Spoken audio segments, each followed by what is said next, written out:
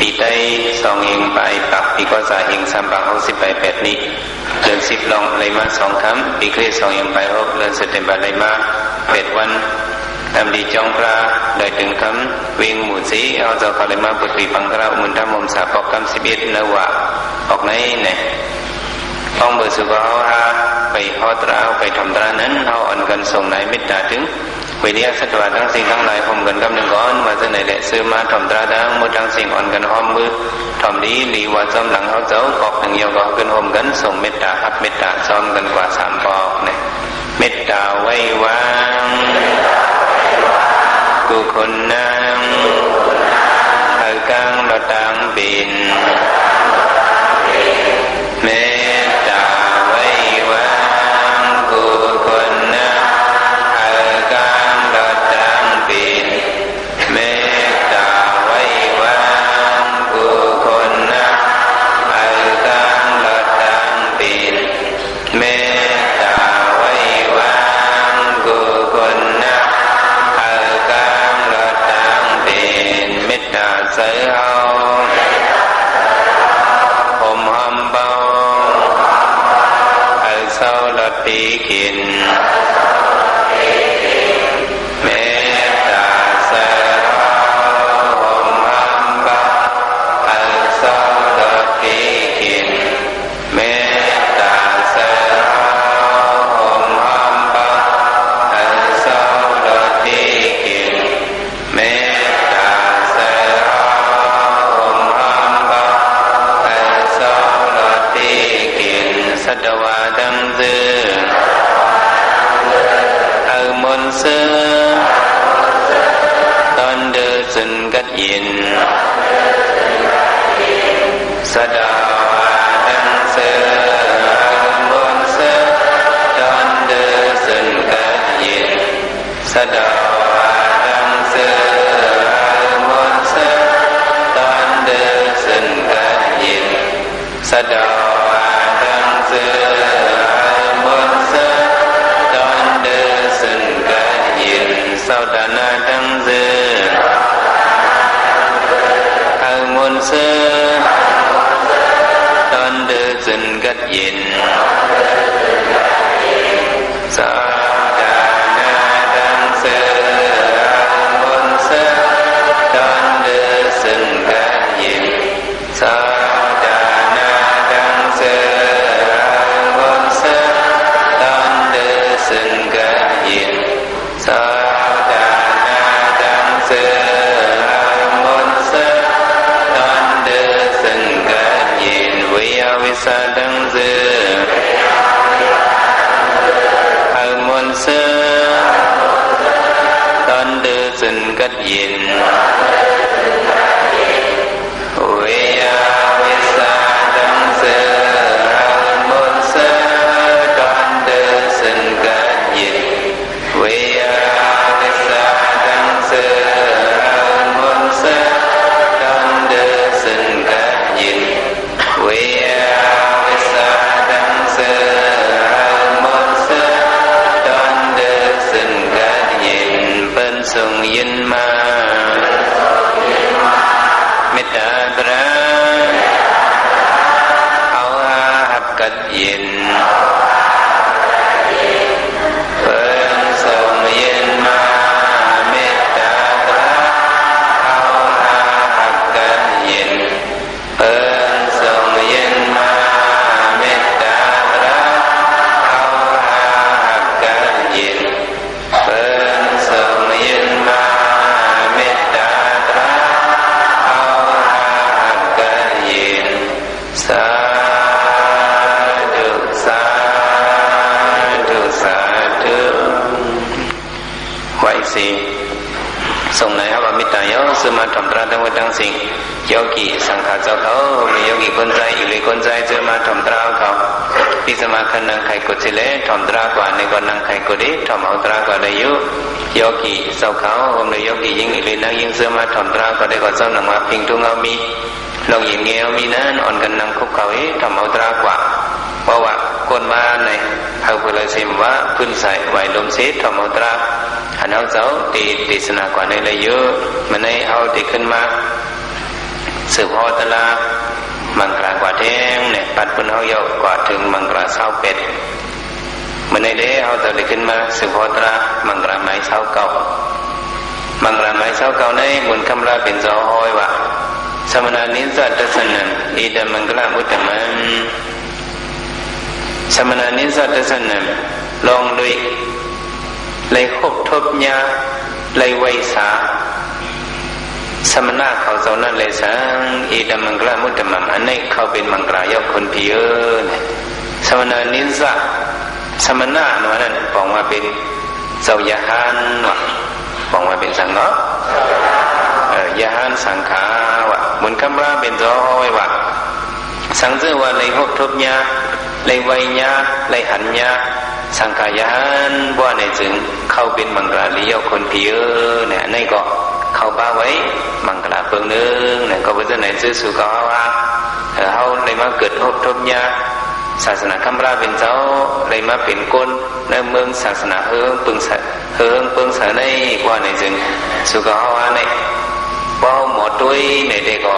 เป็นมังกรยาวสองเป็นห้ามหมดเป็นเขาหันสังขายาหันเนี่ยเขาอยู่เมืองเขาเลยเขาเลยหันเต็มหูเต็มตาเขาอันนี้เป็นช้างเนี่ยเป็นมังกรดีว่าพระเป็นเจ้าว่าพระเป็นเจ้าว่าเป็นมังกรในได้คู่กะมันเปลี่ยนยาวสองเป็นห้ามเป็นหนังคือสมมติรู้จักการกันศาสนาพระเป็นเจ้าการกันสังขายาหันอันว่านั้นเนี่ยพระเป็นเจ้าก็เอามาด้วยเลยทำตราพระเป็นเจ้าเนี่ยก็มีไว้ตั้งนำตั้งหลายเขาจะก็ได้มาเอาออกในปัจจุบันนึงลองว่าได้หันสังขายาหันเนี่ยให้ดื้อแหละสมว่าเป็นมังกรเปิงนึงแต่ได้เป็นสังขายาหันเนื้อตรงละว่าตราหาเปิงลองได้หยับหาเปิงนั่นพระบสิดาบ่าวตรงละบ่เนี่ยแต่ได้เป็นยาหันพระบสินั่นเนี่ยก็หยับว่าสองหยับห้ามหยับฮะหยับมนุษย์สดาบ่าวตรงละบ่แต่ได้เป็นก้นเนี่ยเลยตั้งหยับเลยลูกเอาดีเมืองสังเอาไปเขมวันตั้งดวงเหวปล่อยตกมาเขมวันและมากหนึ่งสำอยู่ที่เมืองก้นเนี่ยเอาเข็มตั้งเหตุจีพาไว้ลูกดีเมืองสังอาการในขานั้นเนี่ยปล่อยเข็มตรงนี้ตกมาเข้าไปเข็มสองอันนี้มาที่ตื้อกันเลยสองมันเด็กง่ายง่ายพระเป็นเจ้ายังกล่าวว่าไปเข็มนั้นยังจังที่ตื้อกันอยู่ว่ะแต่ดีเลยมาเป็นเพราะว่าก้นอันมาเนี่ยมันเลยหยับหรือสินในนี่ก็เพราะฉะนั้นแต่ได้เป็นก้นก็หยาบแต่ได้เป็นยาหันอันว่านั้นสำแค่หยับสินนั่นยาวก้นกูก็เกาะก้นใจกูก็เกาะสองซ้ำติเป็นระยะหันเป็นไรมีส่วนแต่ได้เฮ็ดไรก็ย่ำเขาจังมาเฮ็ดไรแต่ได้เป็นยาหันอันนั้นมันเป็นยาก็เพื่อสังตั้งเกี่ยงกับยาหันในมันเหมือนก้นเฮินสองมันเหมือนทางปักเปิงเขาเจ้าไหนก็มันเหมือนก้นเฮินในท้าโหลเมในนู้เวียนไหมสังการนี่ในปล่อยโหมาอันหนึ่งผักเหในเม็ดบินทางสังในทางสมณะยมณะทางยหันสังขาวะเนี่ยมันกึกกำผาทางอันนี้เนี่ยย้อนเปิดสังเจ้าเขาสำไรทาโหลาเนี่ยไว้คนโอยาวในห้าเนี่ยไว้ไรโพยาวหรือเสียสองทับมือพระเป็นเจ้าวะไว้ขนมยาวเนี่ยไรโพยาวหรือเสียสองทับมือเนี่ยถูกสั่งอับปาป้มไว้ขนมในจำเป็นจังนาเนี่ยพอนหลีมันมีตั้งนำกันแต่ดีเลยวีโหเนี่ยก็กาวีโหก็เสียงอ่ะจังได้เสียงก็เพิ่มมีคนโหในการนำมันตาโหเนี่ยก็จังได้เลยเสียงในเสียงอ่ะคนหอบมาตีย่อมในก็กายย่อมมันก็เสียงอ่ะในมันซ้ำกว่าง่ายไปง่ายวะเนาะก็เบิ่มมีคนโหแลในแต่ที่มีเฮาจะในก็เป็นเอาวะในพรดีมันมีตั้งนำเนาะได้นักสิ่งไม่ถึงได้นักสิ่งเขาถามตอบกันนั่นแหละในมันเป็นทางสังขายานคือกำพามาพระหลายสุดหลายปานนี่ก็เป็นไหนไว้มนุษย์สดาบ่าวตรงละพอก็เป็นสดาบ่าวตรงละพอแต่ที่เป็นยาในมันยาในก็ไม่เจ้าพม่าวนด้วยนักปิดกระสามกองนกคำพระเป็นเจ้าสุมิธา กียนเจ้าแถมสร้างบารมีมาตอดโว้เป็นพระเนี่ยเขาดังสีอัสังเฉไปเซนกัมพะเขาดังกันเลยก็กัมพะป้องในสีสังเฉไปเซนกัมพะในแถมสร้างบารมีมาแต่ไหนเพราะว่าอันนกคำปราเป็นเจ้าโจโกธรรมะเลยเป็นยาในมีหลายภาวะในมีเกาภาวะไงวะมีหลายภาวะเลยเกาภาวะว่านั้นนำให้ฮะเด็ดเอาก็เพราะฉะนั้นในตัดได้เป็นยานั่นว่านั้นมันหยาบนะหยาบหยาบว่าเนี่ยก็เพราะฉะนั้นในพระประสิทธิ์บอกว่าตรงนั้นพอตัดได้เป็นยานั่นว่านั้นมันง่ายสุกว่าเลยมาพบญาศาสนาพระเป็นเจ้าเลยมาไว้ศาสังขยาในตาเขาเนี่ยเลยว่าเป็นตามีส่วนเด็ดๆว่ะเนาะสุกว่าเขาอยู่เมืองเขาในก็เขาเลยหันยาหันสังขารเนี่ยนำเต้นนำวะกว่าตั้งเลยก็หันพวกกว่าเมืองมาเนี่ยก็หันสังขยาเนี่ยหันตั้งนำสมบูรณ์ล้นตาไปอ่ะเขาพวกหันนำมาก็มันสำจังเดินตาพวกเขากับเพียวตังวันตังเมืองตีอันวิยาหันนั้นไหนอ๋อพวกกันเลยหันเนี่ยเจอเนี่ยโจมน่ะเหมือนเรื่องกวนเมืองมันก็อยู่ดังอเมริกาเขาก็อยู่ดังเมืองวันตกเขาเนี่ยเขาสู้ลาลีเลยหันสังขยาหันว่ากะหันยาหันเมืองสีหัวกะหันยาหันเมืองไทยกะหันยาหันเมืองมันเนี่ยโจมไว้เตว่าตอนเมื่อเจ้าเขาก็ไว้พระที่เมืองอินเดียเนี่ยกว่าแบบเป็นเมืองพระเป็นเจ้าเป็นพระวันในศีลธรรมศาสนาเนี่ยมันหมดวัดกว่าน่ะมันมีก็มีมุนเจ้าเมืองสีหัวมุนเจ้าเมืองมันมุนเจ้าเมืองไทยจะไหนกว่าอยู่กับเช่าเองมันหันทางฟังศาสนาได้เป็นมุนเจ้ากะลาเตว่าก็มันบ่หันอีน่ะ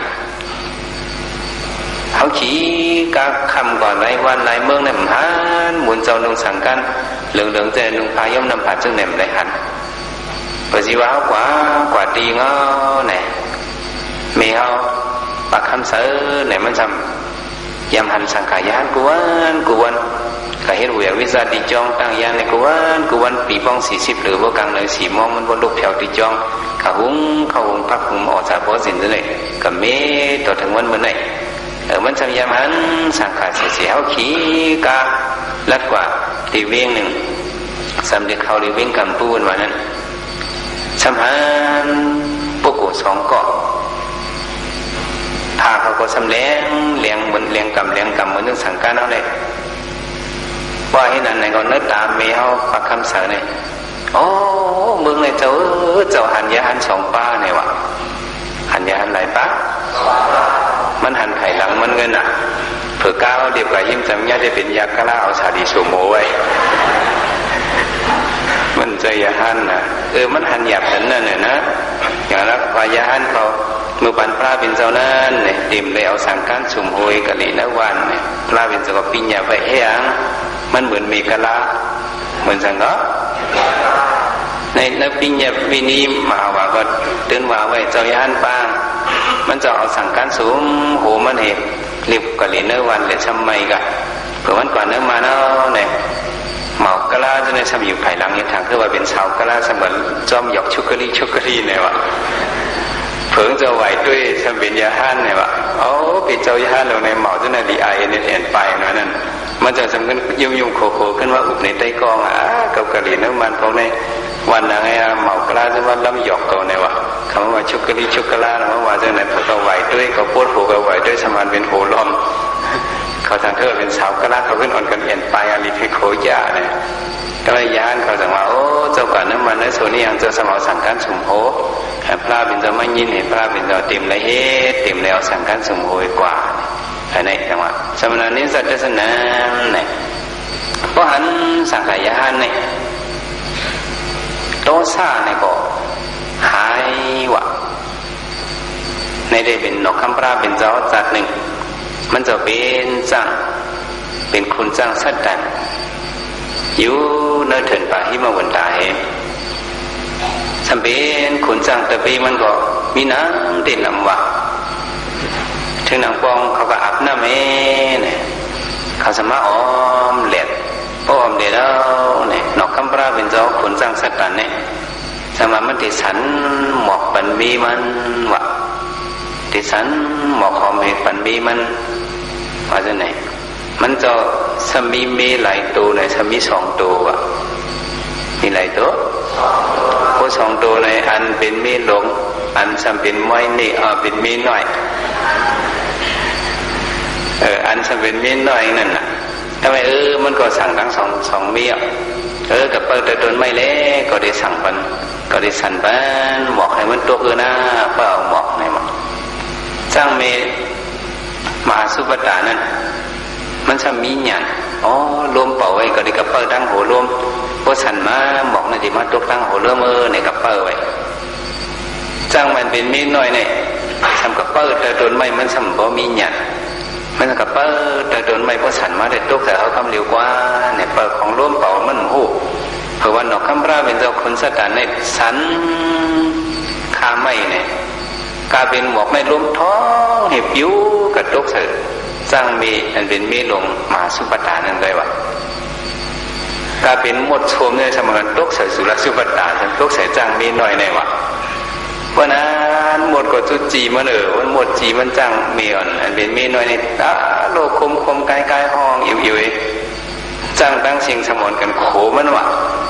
วันนั้นก็เอามานั่งจะลำแบบวันนี้อยู่มีน้อยในเครดิตจะลำง่ายขึ้นหมดเลยเนาะจะลำตอนเราคำราเป็นเจ้าเหตุจิบเจอเห็นอันนี้กี่ไอ้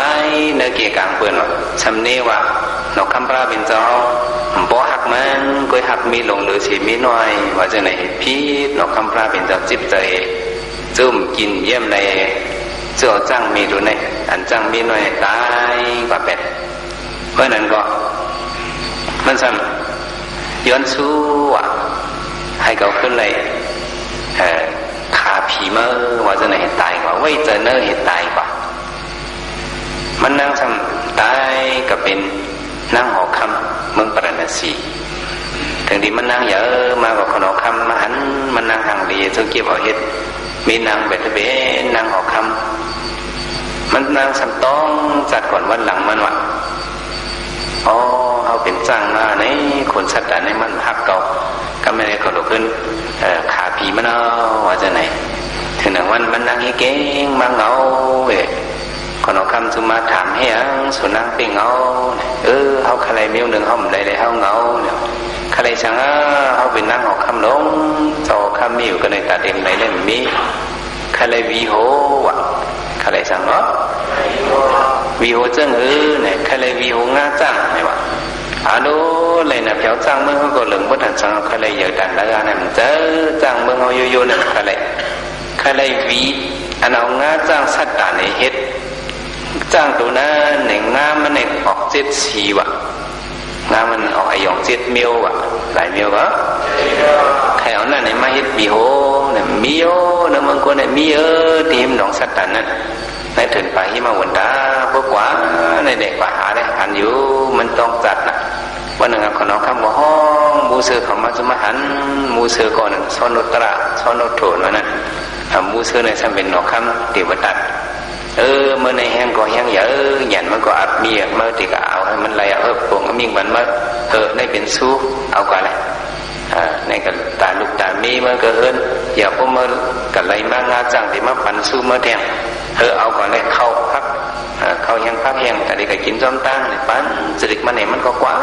เนื้อถึงเนื้อคือกว่า7 วัน7 คืนเนี่ยกับเพียวดินน้องสัตว์นั่นติกับเพียวที่จ้างหนอกคำปราเป็นเจ้าอยู่ไว้จะเป็นก็อ่านเองมันเนี่ยมีไว้อยู่เศร้าอยู่นั่นพอจ้างอาบน้ำเนี่ยมันมาจุกเติร์ดนไม่อันเหเล็ดมันเจนนำมันกันแต่ที่เขาจู้นั่นซ้ำง่ายแต่เปียงซ้ำล้อมหอบไว้วะ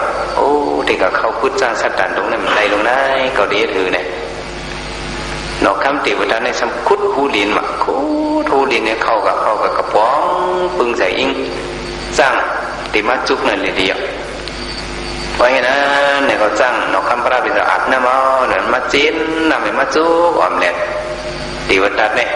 อยู่ตั้งใจเอาปืนกลางพุทธเสือปุ่มจ้างนอกคำพระเป็นป๋องออกตั้งกองหลังเนี่ยป่องผัดออกก่อนเบ็ดมันก็ว่าลูกกองยาเขียนเอามันก็ห้องเนี่ยตะเปียงก่อนกันหามีดังแล้วได้เตาเถื่อนเนี่ยหาด้วยกลมพัน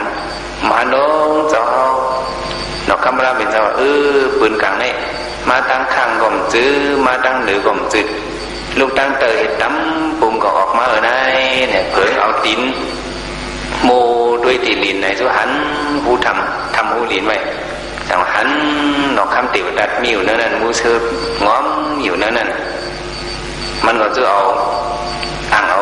มูเชือนั่นตายอ๋ออย่างมัวพืชกับมูเชือเนี่ยว่าตายเมื่อไรก็ไม่เนี่ย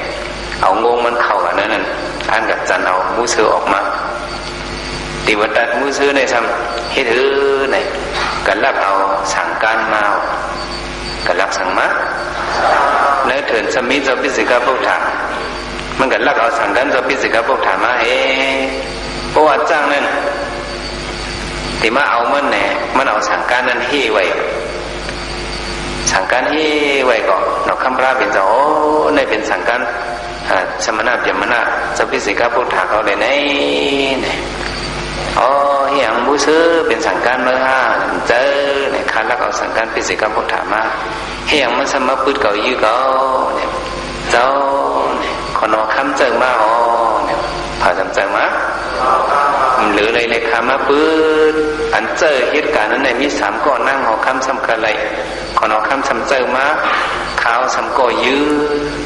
พระเจ้าสำเอาขาดตายก่อเหลียวก็ได้มันแม่นเพื่อเอาตายก่อเหลือเอาตายทั้ง3ก้อเนี่ยวะจังจำว่าเจอได้ก็เจอย่นเปื่อสังคนเอาคำก็เลยนั่งเอาคำก็เลยเจอมาเอานั่งเอาคำสุนัขสุภตาขลายงาจังเจ้าเนี่ยใครเอามือเฮ็ดเป็นวีโฮเนี่ยวะว่าเมื่อใครก็เอาเล่เนี่ยเจอมันเหลือเฮ็ดกลมเขาเราคำพระเป็นเจ้าว่าเมื่อใครจะไหนก็นั่งหน่อยก็เนี่ยมันจิตเจอหนึ่งเขาจะไหนลงไหนถึงมันเล่มันขลายงาจังเขาก็มามีเล็กลือเมื่อไหร่นอกคำพระเป็นเจ้าเอางงมันจันเอาเล็กลือนั่นเห็นมาลือติ๊กฐานเห็นลืองามันนั่นก็งามันในพุทธตัวกว่ามูซื้อในจังเอามือช้าปั่นมันนั่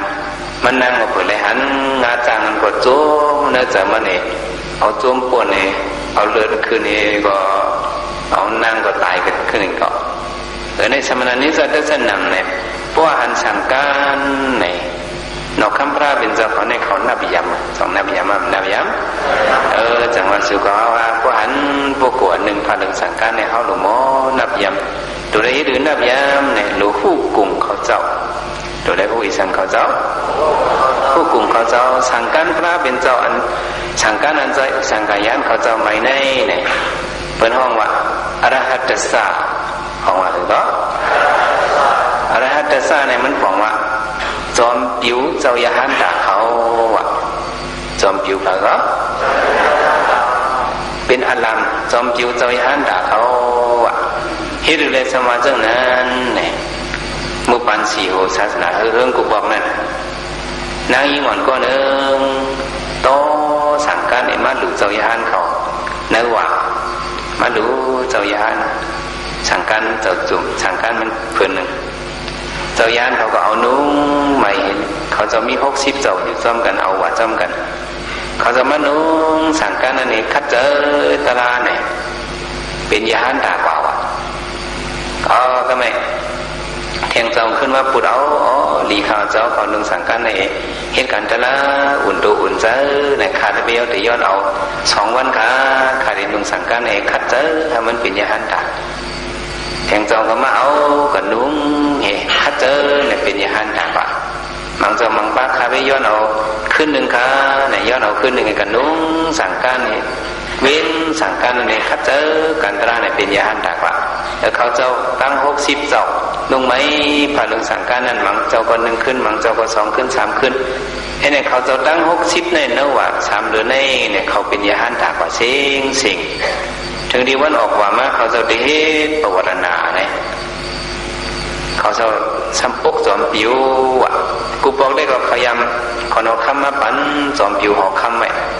บอกได้เขาซ้ำปกจอมปิวหอกคำเขาซ้ำเอาสั่งการอันเขานุ่งให้เป็นยานด่านเอานั่นให้พวกไว้ขอนเอาคำจุมาหาหน่อย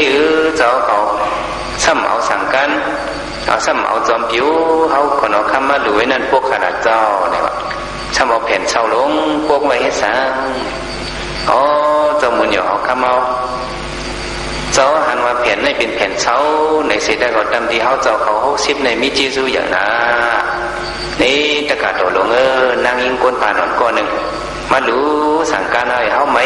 สั่งการให้เห็นนุ่งเอกคัดเจอการตลาดกว่าเนี่ยในตลาดทุกว่าในย้อนเพื่อสั่งการอันไหนเขาเอากลุ่มคนสั่งการในเขาหวังเป็นอรหัตซา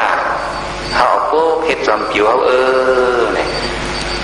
เจ้าหันว่ามันเศร้าเนี่ยได้ก็มันมีจีซูอยู่นะสั่งการผืนในเนี่ยแต่ขอนอคำหอมมือไวสั่งการนั่นกว่าอันเป็นนั่งยิงลูกสั่งการกับขอนอคำเก็บกับเฮ็ดลูกเก็บมันไปเอง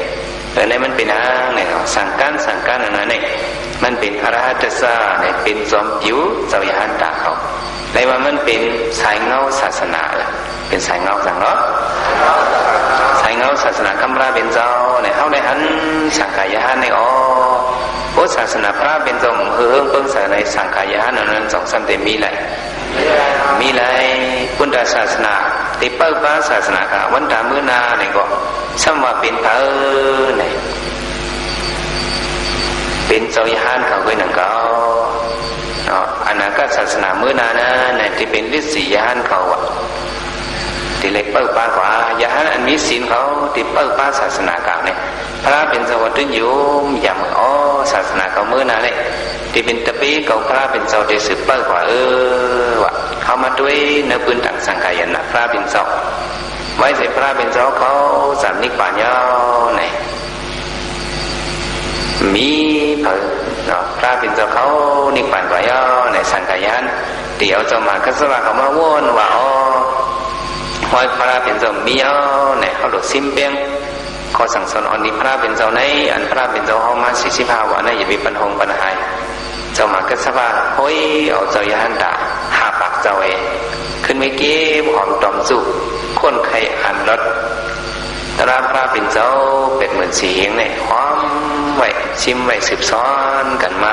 ในเขาเจ้าเฮ็ดพัฒนาสังขารนาต่างเนี่ยอันนี้ก็เป็นสังขารยานอ่อนโอเฮ็ดมาทิ้งซิมศาสนาเนี่ยเป็นเนี่ยเป็นสังขารยานเป็นไปก็สังขารยานอะไรก็ยานในก็มันแจ้งก็ตะกะอุปสกะอุปสิกะตะกะซื้อเป็นพุทธภาษาของเขาป้าสองป้าพุทธภาษาซ้ำดูเขาซ้อมพักซ้อมในก็เป็นเขาเปิดป้าศาสนาพระเป็นเจ้าเขาดูเขาดูตาหน้าเจ้าในพวกมีการตาหน้าในก็ศาสนาพระเป็นเจ้าห้องเฮืองเพิ่งเสียอะไรอันนี้คนเขาข้ามศาสนาเขาโกนนคนเมืองอยากจิ๋วเขาเหมือนนั่นอ่อนกันยุกยองอะไรเป็นปล่อยต่างสังขารโปรแกรมหนึ่งอันอ่อนโหนี่ก็เป็นสังขารเจ้าถึงว่าโปรแกรม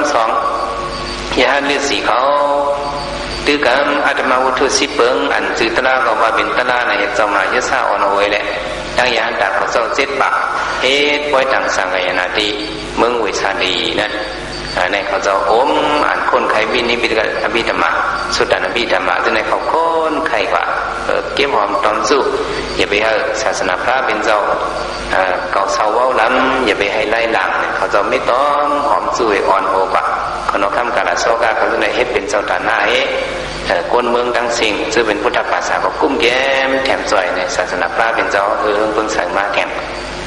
หมหายถึงมาศาสนาอะไรมาสามบักไป50 ปันคนของคำอาโซกาเนี่ยเจ้ามามกริโกดาติสาเขาขึ้นไปทัดศาสนาคำราเป็นเจ้าอ่อนเอายานดัดเจ้าเฮียงหนึ่งสังฆาเจ้าเฮียงหนึ่งเหตุต่างสังขารนะเก็บหอมตรองสุบิดกระทำเจ้าทำบันหงหายเนี่ยขึ้นปล่อยให้ศาสนาเพเดินในกำปากูดีกูตั้งส่งกับพวกของศาสนาเก่าเติงเก่าเมืองเนี่ยศาสนาก็เพี้ยวมาถึงกูดีกูตั้งพาเต็มเมืองเอาในเนี่ยมันเป็นจีซูเปอร์เนี่ยจีซูสังขารยานจีซูเปอร์ก็จีซูสังขารยานเหมือนจึงพระยานเขาเจ้าซ้อนในอุตราเพี้ยวมาดำดินเมืองส่วนหน้าเนี่ยเพี้ยวมาดังสัตว์ถงดังเมืองมันเมืองไทยเนี่ยคนเมืองในมาเลยหันเจ้ายานเนี่ยเขาถามว่าเป็นผีลู่อ่ะคำหูจักถามว่าเป็นผีลู่ในอังมาถอดหลักถอดเลี้ยวไอ้อังมาพันเขาเจ้าเฮียงตะการเขาผมซื้อก้นให้น้องเนี่ยชูเจ้าเป็นผีลู่มาเอากินลูกอ่อนเขาผมซื้อเนี่ยผีลู่น้ำมาเอากินลูกอ่อนเขาผมซื้อเขาเป็นยาห้าเนี่ยคนไหนก่อนดีเขาคันเนี่ยมันได้ไว้ตัวลูกผีลู่เมตงอยู่นั่นนำปังหลายอ้อนทางคนมันเนี่ยมากินลูกเขาพวกลูกเขาเกิดมากินที่เขากาเตเลยถือเนี่ยเจ้ายานซ้อนนากาอุตรา เขาเจ้าไหนอย่าไปคิดเจอไว้บนพ่อเนาแลเนี่ยถึงได้เมผีลูกเขาขึ้นมาเจ้ายานเขาพงดันโกเฮ็ดตับไปเลยพอตลาบันเมผีลูกเขาไปกว่าเป็นเนี่ยเดี๋ยวนี้พรดีศาสนาขึ้นมาเปิงเสยเนี่ยก็เปิดสั่งเนี่ยก็เปิดเลยไว้ชาเลยหันยะเจ้าสังขายานในก็ศาสนาก็เพี้ยวมาเนื้อเมืองมันเขา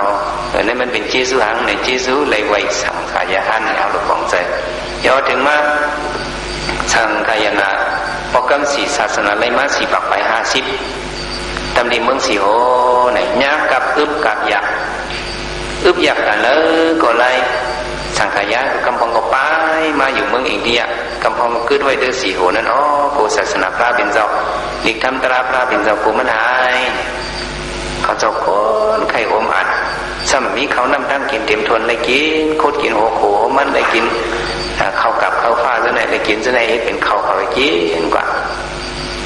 เขาจะต้องไม่เข้ามาไหนก็เอาจอกไส้เนี่ยจุบน้ำเนี่ยตั้งไว้เนื้อปุ่มเขาเอาอบโบเนื้อของไส้อันย่ำเปื้อนๆนั่นเองเห็นไหมอ่านดีข่าวความบันโฮงไทยถึงที่เมืองขึ้นหลีมาเนี่ยก็ขึ้นมาโฮมกันในทางสังไงนะเพราะกำสีเนี่ยก็ได้เป็นสังฆาเจ้าของอ่อนโฮมาถึงมาปันคนน้องคำมั่งดุงเนี่ยก็ศาสนาพระเป็นเจ้าเพิ่งใส่มาเผียวเมืองมันเนี่ยก็คนน้องคำมั่งดุงก็อ่อนโหยเจ้าเสียลงเขาเมืองมันอ่อนกันเฮ็ดปล่อยต่างสังไงนะแทงนางเฮลิกปิดกระเต็มหายนั่นแคบเต็มไว้เนื้อหินเห็นไหนมาเนี่ยก็เป็นสังฆาเจ้าเขาบ้ากุฏิอ่ะผมมีสังฆาเจ้าเปิดทิ้งศาสนาเนี่ยมันเป็นไรถึงมาบอกกำหกปีศาสนาพระเป็นเจ้าเลยมา2 อีก5 ปักเต็มในเมืองมันตัวเราเลี้ยวเสาคอยเอาแหละ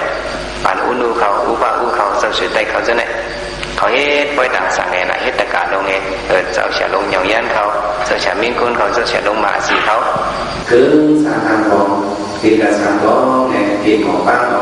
เมืองพุทธศาสนาเมืองลาวเมืองไทยกัมพูชาเมืองสีหัวเมืองมันเนี่ยมาเฮ็ดปล่อยต่างสังไงไหนเขามาดำดียันกุ้งในศาสนาพระมีแต่2 อีก5 ปักเนี่ยปานอุนูเขาอุปะอุเขาปานเจ้าคำศึกเสวยแต่เขาเนี่ยอ่อนโหเฮ็ดเป็นตะกะศาสนาเจ้าชาเหยายันเจ้าชามิงกุลวิสิตาเขาเจ้าชามาสีเขาเฮ็ดอ่อนโหยทั้งเมืองธีรวัฏหาเมืองไทยเมืองลาวเมืองเขมรเมืองสีโหเมืองมานเนี่ยซ้ำซื้อผู้ดงให้พุทธภาษากูเมืองผิดมาเฮ็ดปล่อยต่างสังเกตนะพอกำหกเนี่ยนั่นก็เป็นสังฆาเจ้าอ่อนโหยต่อถึงวันเหมือนเนี่ยอีกทำตนาพระเป็นเจ้าวันนั้นอันเห็นในคู่มาเนี่ยก็กำนั้นนี่ก็เป็นสังฆาเจ้าเว้ยเป็นผ่านก็สังฆาเจ้าเว้ยอันเป็นก้นเฮินแต่มีข้าวยามก็เห็นเอาลิกมุนเจ้าอันมานั่นมันอยากไปเตมันมีเอเตสองมีเอแต่ว่าป้อเลยหันสังขายานเขา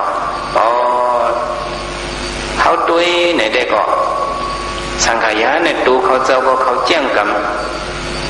กำเสียของกาเขาขึ้นซ้อนปันเปิลในก็เปิลก็ถอดเสื้อเอากามคนอื่นอย่างกันที่เขาว่ากันโฮมาปิ้งกันเนี่ยมันเคยเอาข้อความกันสงสัยจากนั้นมันเคยเอาข้อความกันว่ามุนเจ้าลาไหนได้มุนเจ้าได้ตั้งตื้อกรรมก็ลีศีลก็มีอันนั้นเป็นคนอื่นแล้วมีศีล5 ศีลไว้มุนเจ้าเขาเนี่ยโอ้สัมตื้อกรรมสิกับพวก2 บอกไป27เนี่ยเขายิบกรรมสูงเสียวเนี่ยคนอื่นละ10 ข้อเยี่ยวสิได้ก็พวกมุนเจ้ามาลัดคอเดียวเนี่ยเยี่ยวตัวกว่า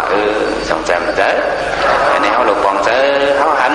สังขารเจ้านั่นเด็กมันมีพรเดียวเข้ามาด้วยมือปันศาสนาพระเป็นเจ้าเลยมา2 ปัก 30 ใบหานะเมื่อเจ้าสินัดอีก1ขอนอคำสันดาปิโซดาเนี่ยขอนอคำปาเนี่ยมันหายว่าให้แต่ดิตึกซึกเนี่ยมันตั้งเสียว่าเป็นซึกเอาเนี่ยก็มันหลุดปีเปิดนะเมืองมันก็แห้งเยอะกะหาตึกเมืองอ่อนจะได้เอาเป็นให้ซึกขาซึกมันเป็ดว่าตึกไม้ปูปีเปิดมาท้าตัวกวนเปิดไตนำเสียวเนี่ยมันโจมแม่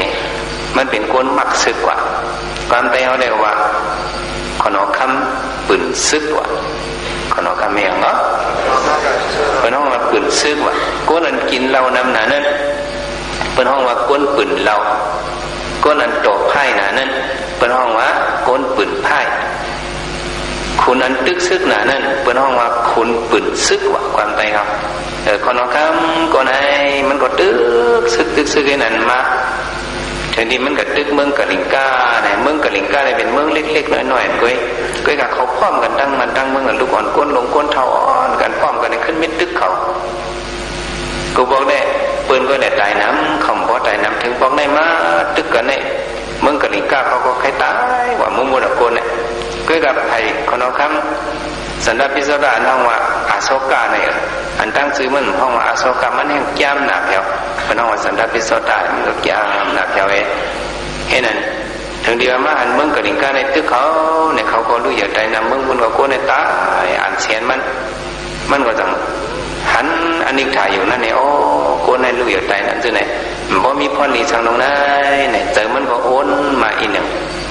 การนั้นสมณะนี้สัตว์สั้นน่ะมันสมาหันตัวเขาเนี่ย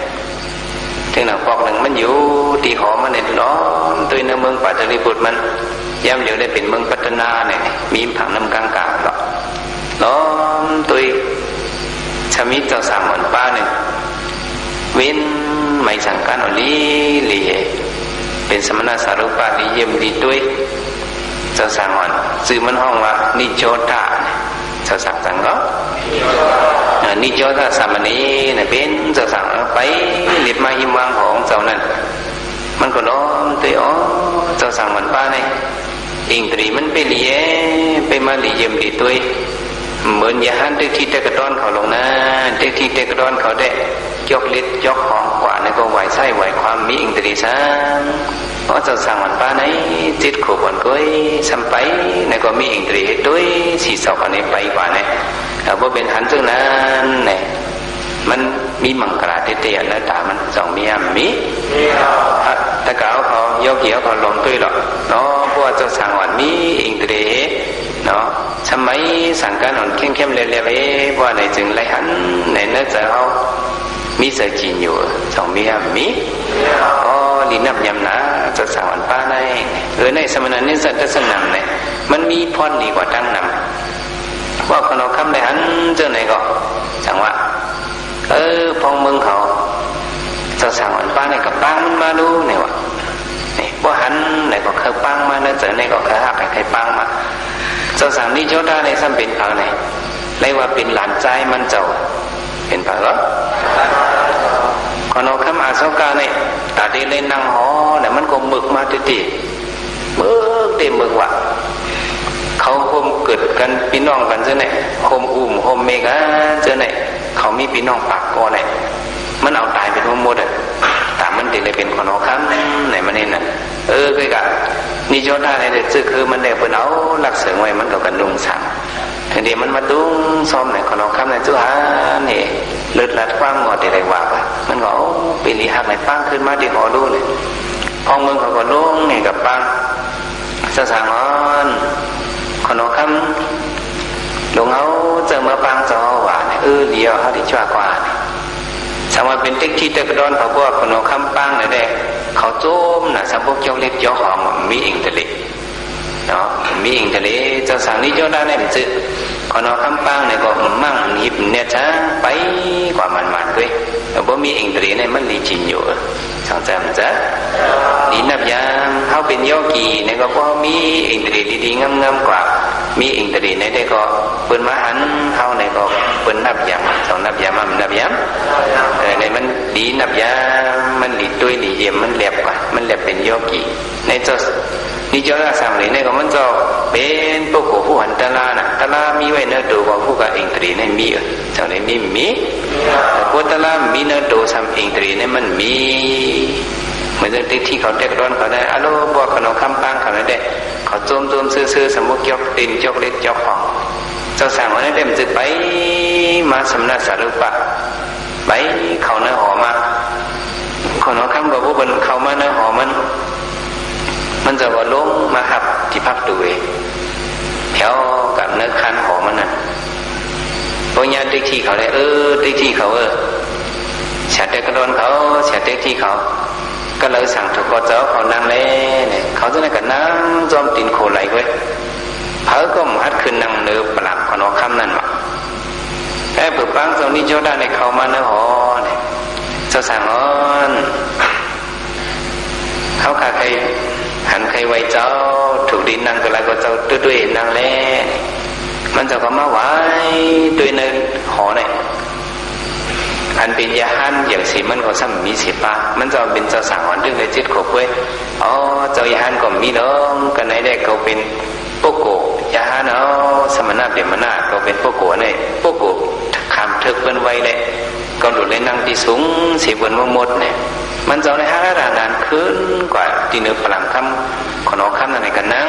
ไข่โกเรกันโตเน่5 ระดับนั้นจะไหนขนมคำก็โอ้เจ้าสั่งวันเนี่ยอาหารที่อยู่ใน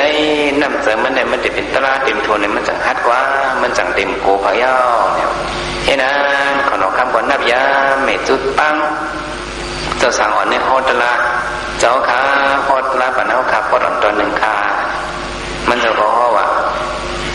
อัปมาโดอัปมาดัมปดัมปมาโดมิสุโนปดัมเนี่ยฮอปันกาถาวโหไหนเลยตะกะขนมคำว่ะเพราะว่าตีกลุ่มอยู่เศร้าลงตัวลืมคิงไหนเด็กตีเล็กตายคือยาวๆว่ะก้นลืมตัวก้นมีสติตราเนี่ยตีเล็กตายคือยาวๆว่ะก้นมีสติตราไหนตีเล็กเป็นสังก็ตีเล็กตายคือยาวๆว่ะประมาณต้องมีสนอประดับก้อนมีสติตราเหทำลงอ่ำลืมนั่นเด้ตีมเล็กตายตีเล็กหอดถึงนิพพานเจ้าสั่งมันโอ้วันเจ้าไหนขนมข้ามในไหลเจอไก่ไว้ในกระปังเอาเจ้าสั่งในมัดตุ้งซ้อมกระหอมันปังเอาเสียงเจ้าไม้เห็นนั้นในขนมข้ามในขึ้นเป็นปุกกุวางไงนักแหลมอ่อนไม้เป็นตะการถ้าคอมศาสนามาขึ้นอ่อนสร้างทางของเฮ็ดเป็นป้อยดังสร้างเรียนพอกำ3 เสียมันก็ปล่อยเอายาหันกูเจ้ายาหัน5 ตึงเอายาหัน1 จุ่ม5 ปา 6 ปากับพวกบ้องศาสนาเก่าเติงเก่าเมืองในศาสนาฮึ่งเบิ้งสกันในกัมพาในเตมาดีละในเตมาดีสมณนินสัตสนาเตมาดีอันไรหันเห็นนับยำเจ้ายาหันเงินมันมากกันไหนเอาใจฮะก็เป็นจังไหนสังขยาเนี่ยเนาะสังโฆโลกิสมุปปโนหิตายะสัพพะนินะอ๋อสังขยาเป็นมาในโลกาคงกังในเนี่ยเป็นปุณตาคงกังโลกามีน้ำตอนพรลีวะมีพรจามีพรเหลียมีพรเหลียพวกเอาไผ่1 ตุ้ยได้ก็เป็นเมียว1ไว้เจ้ายาหันเนี่ยพวกเอาไผ่ไปหรือว่าปิดาไผ่ห้างตังตุ้ยยกว่าได้ตุ้ยเนี่ยได้ก็สังขยาเนี่ยอำเฮ็ดให้อำเฮ็ดนาอำเฮ็ดกุนโคสังออกก็เอาไผ่วาดายุกวาดาวะเหมือนเรื่องไผ่วาดากุมนิตวะว่าจังไหนเลยเขาก็หมดด้วยไผ่หางด้วยนะเหมือนเจ้าเน้นหน้าก็มีสวนก็เฮ็ดกล้วยอยู่เฮ็ดเพื่อกินเขาก็ละลายกล้วยเขาหันจังไหนเหมือนเจ้าในเป็นก้นหรือเขาไว้จังไหนอันนี้เป็นวาดาไผ่หางพังวาดาไผ่หางก็ไผ่หางพังหันจังไหนกล้วยก็ในโลกาคงกังนี่เอาไผ่ห้างพังวาละลายก็ในมันไปหมันเม็ดสองได้หมันเม็ดก็อีกาอันเป็นสมณะเปลี่ยนมณะบุญเจ้าอันว่าเนี่ยซ้ำมีอินแห้งสังไรเนี่ยมีอินแห้งไผ่ใจมีอินแห้งไผ่แล้วไผ่ใจไผ่สริตาเนี่ยพอมีบุญเจ้าสังขยานในสังขยานสอนบันโกนวันโกนเมืองในอ่อนเลยง่ายๆจงเป็นไรเป็นไรเหมือนจะเอามาด้วยเมืองสิวในเนี่ยห้องเมืองสังขยานจะมาเห็นตาเขาไปเที่ยวนั่นเนี่ยก้นเมืองเขาเนี่ยเป็นก้นหายก้นเลื่องลงถึงที่จะมาเห็นด้านเป็นลูกชายของเราคำอาโศกาเนี่ยกับเที่ยวเมืองสิวก็โอ้ตลาดบันก้นเมืองเขาเนี่ยก้นเมืองเขาเนี่ยเป็นก้นอ่อนๆยิ่งๆกันจนถึงวันเมื่อไหร่ก็เป็นจังไหนเนี่ยไผ่สริตาเนี่ยไผ่ป้ายเจอเนี่ยสังขยาในเฮ็ดจีซูบันตะกาดังนำเอาเฮ็ดจีซูบันวันเมืองเฮ็ดจีซูบันชื่อคือเฮ็ดจีซูบันในโลกาสองเฮ็ดมันแตกในมันอันไรว่าอนันโตอนันตาในมันแตกมันอันไรจีซูอย่างนำเตะเขาหลหันกวางไกลๆจังไหนเขาอย่าไปเก่าหมักตาตื่นหมักตากลมนิดอ่อนเนาะหมักตายกว่าตาอันนั้นมาด้วยมุนเจ้าในอ่านดูความผูกเสโห พักมีก็ไม่เฮ็ดออกอย่าไปกัดด้วยอันไหนก้อยแต่จังว่าคนเขาเนี่ยมีเงินมีคำนำเฮ็ดออกโคเงินทำนำกันอะไรก็ยาวเนาะเจอมันทำให้อยู่บัวไหนได้ก็โลกาเนี่ยมีอายุสองได้มีมันทำให้ดอกโคนะนำไปสำกับหาหนักเปิ้นหาโจรเปิ้นตั้งหนึ่งสำกับกดเปิ้นสำกับเก้าเปิ้นจะไหนเนี่ยเอาเปิ้นลู่ซุ่มๆเนี่ยก็หายใจมันดีในก็โลกาในมันไปเก็บทวนไรย้อนไปเจอนะในสังกายะนั่นวันนี้เด็กพิสมัครเขาจอมฮิตออกโคยกว่าตาสีดาก็ย่อหายไปเจอเลยสังหายไปสริตาตั้งตื้อกำในเลยสังเขาเจ้าในเป็นก้นเนนาเปิ้นเอาตั้งเจียงกำเขาเจ้าในก็มันตอนป้วนล้วนเหลือเปิ้นสองเหลือสินก้นอื่นเนี่ยมันตึกที่สิน5 เซนสิน8 เซนก้อยน่ะอันเป็นสินเจ้าสังนะยังเป็นสิน10ก่อนนะสิน10เอสีขี้ยาเอลิง10เปิงตาม10เปิงเอจะไหนสีขี้ยา75เนี่ยเขาเจ้าตึกกำในหนำเตะสังขยาใน2ปากไปเช่าเจเดือว่ากุกตีมันก็มันมีหนำเตะngười tăng tư cầm khẩu cháu này mình giờ đoán được sẽ tặng dư lệ anh cố hơn mang dư lạt nhiều nè bố muốn cháu lạt nâng kho với có mình giàu mua đầu trong giàu lại từ khẩu cháu này mi bảo hòa phải đăng này các mày ta đi của anh ta là nơi lo cả không càng đầu này có anh này có chia du sẵn cả mi nằm tê tê áo cả bản giam điều này hơi cố hơnเขาcả xóa lịch thăm ta làกระซ้อนภายป่าดีไงมันเป็นไรอันเป็นไรมันก็มันอีน่ะก็ไม่ตัดเด็กฮอดละหน่อยนั่นก้นเฮินห่อเหมุนเจ้าสังขายานห่อเหก็มันเปิงกันเนาะสองเปิงเปิงอันเฮ็ดมุนเจ้าได้ไหนแห้งเปล่าเขาเจ้าได้มันเยอะก็เพราะฉะนั้นเนี่ยก้นเฮินเนี่ยมุนเจ้าได้มันตื่นแบบเปิงกันแห้งเอามุนเจ้าสังขายานนี่แหละจีสุเขาเจ้าก็เยอะเขาเจ้าป้องในก็ป้องเป็นเลยล้นหรือเดียวเนาะเพราะว่ามีมาเจ้ากัดเจ้าแขนหนึ่งเจ้าหนึ่งป้าในเช่นนั้นความเดียวว่าไม่หนีหนึ่งตนนกมวนบนเซนโต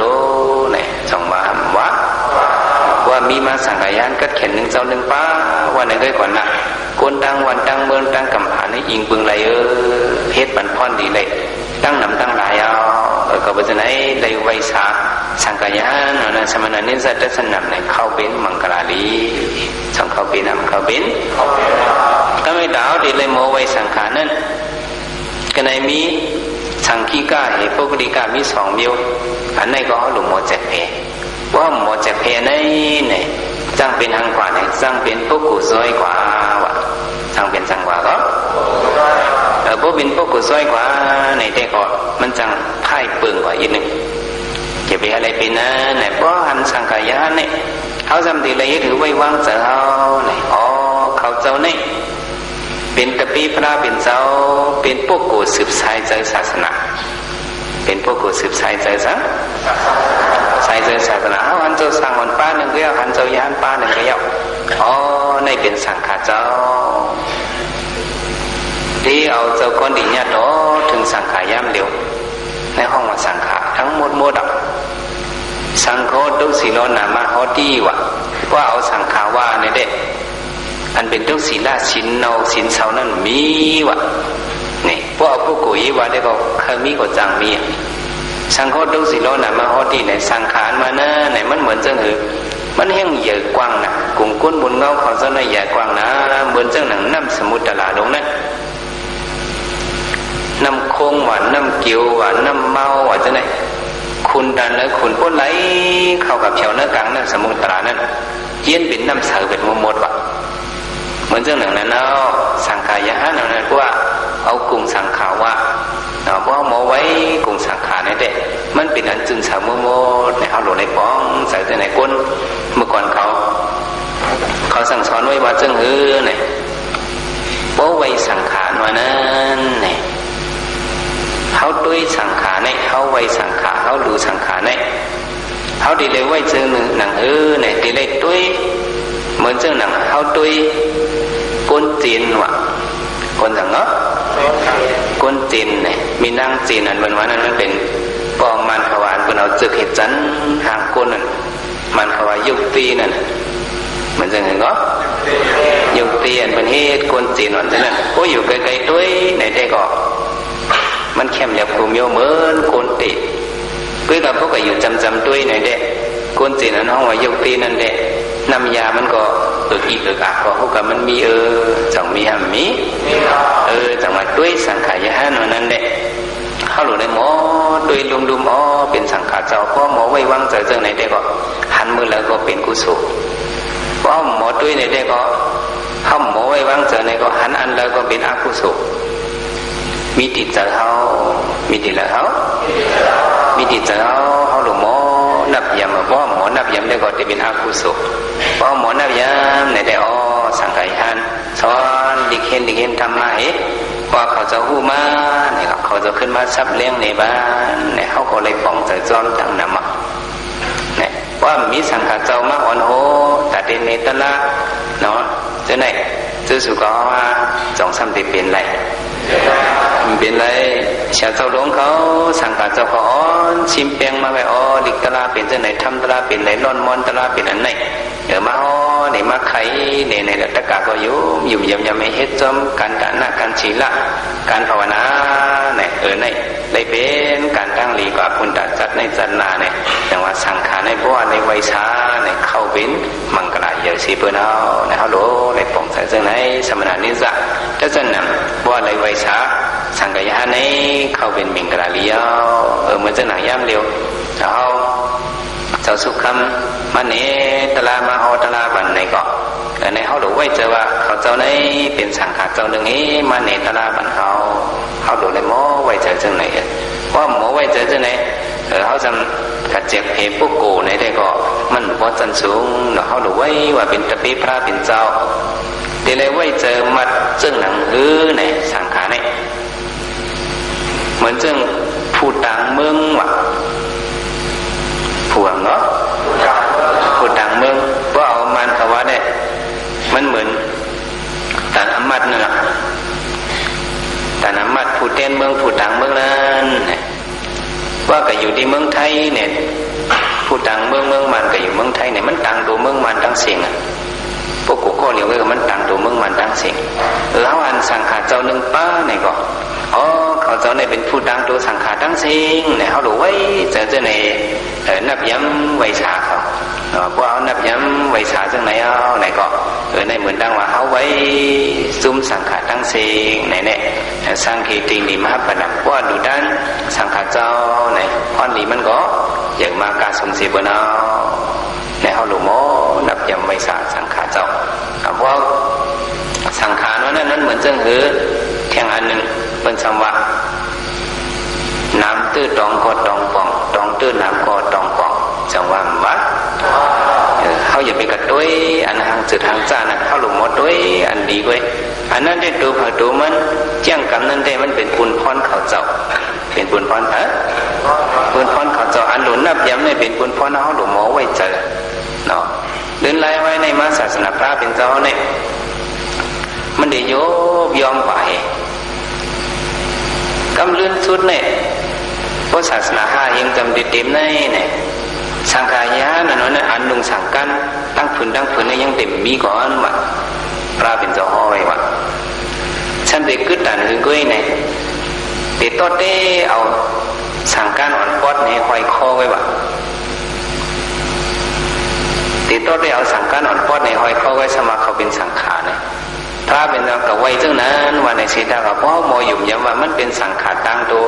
สังขารตั้งเสียงเอาในกระลุกกระด้านกับพ่อนดีมันเนี่ยมีเหยื่อน้ำเต้ๆเนี่ยพระเป็นเจ้าห้อกว่าแต่นั่นเอามาด้วยทีเดียวเหมือนซึ่งมหายนะเขาเนี่ยเขาคนนุ่มก็มันก็อบเปลืองกันดังโคกันเอินเหมือนซึ่งจะป่านเขาจะไหนเพราะว่าเขาอยู่หลายๆได้เขานุ่งสื่อหมุนนั่นให้เหมือนเครื่องก้นเอินก็น่ะพวกเขาดีกว่าปังเกี่ยวเสียนะขั้นหน้าเสียนั้นมาเขาจะเอาสั่งการอ่อนมาไหมเหตุกรรมไม่ก็พวกเยาวคนกับดอนไม่ก็บางชื่อก็ไม่เรียกก่อนก็เหมือนจะหันไข่ไม่ห้อยคอนั่นเลยฉะนั้นเขาก็ปิดมาเขาก็ว่าเขาเป็นสังขารก็พวกเขาหมดนับยามในแต่ก็ในก็เป็นผู้ดังดูสังขารเขาหมดนับยามจังไหนก็พรนี้มันก็มีอยู่เนาะยามเดี๋ยวได้เอามาเนี่ยศาสนาพระเป็นสกอยังตึกเฮืองเปิ้งเสยเละแต่เขาเลยหันสังขารในเด็กเขาหลงหมอเอาตะลาดีเขาจบตัวเลยหมอสังเขาจบตะล ลาลีอันเขาจะมาสอนปันเนปันในเนี่ยเขาดูเฮ็ดซังเนี่ยดูมูจาสังขะเลยอย่างก็ดูไว้ชามูจาปูมูจาสำหรับอย่างดูมาจูเลยอย่างก็ปูมาจูก็เลยเหมือนเขาจะสุขำมาจูดีเลยถึงคำตะกาเขาสำหรับมูจาปูมูจาเนี่ยถ้าละเนาะเจ้าเขามาชับเลี้ยงนี่กันในจงสำดีผู้ไรผู้ไรจังหวะสังขารเจ้าเขาเนี่ยเขาจะมีเมตตาให้ทำตลาดเขาจะผู้นั้นเขาโมเจ็บเพปันเฮาสายเงาเลี้ยงอันมิติเขานั้นเขาโมปืนเพปันเฮาเนี่ยอ๋อไรไวไรสาเขาเจ้าเนี่ยมีมังกรเดียวเนี่ยพวกเขาป่องเจอซึ่งในก็ยิงปืนอันเอาเลยหันในไวสังขารนั่นเองแต่ได้คู่อันถึงมังยันโผยันนั่นเองก็มันได้พื้นล้ำกว่าเนี่ยเขาดูป่องเจอซึ่งไหนเราจำนำมาเมื่อในเขาจะมามิตรตราบ้านมังกรตราสมณนิสัตสนำนั้นเนี่ยให้ได้ป่องเจอเลยสังขารเจ้าอันป้องการคนด่าโลกานันสีจะยกิทิ้งในยิงใจเขาอะไรไวสาเนี่ยอะไรเป็นมังกรคัดเจอกันตรากว่าเนี่ยอะไรเจียวทุบญาตราทุตราเมียตราเจตราหมันขันกันไว้เสกกำเลยตาเนาะ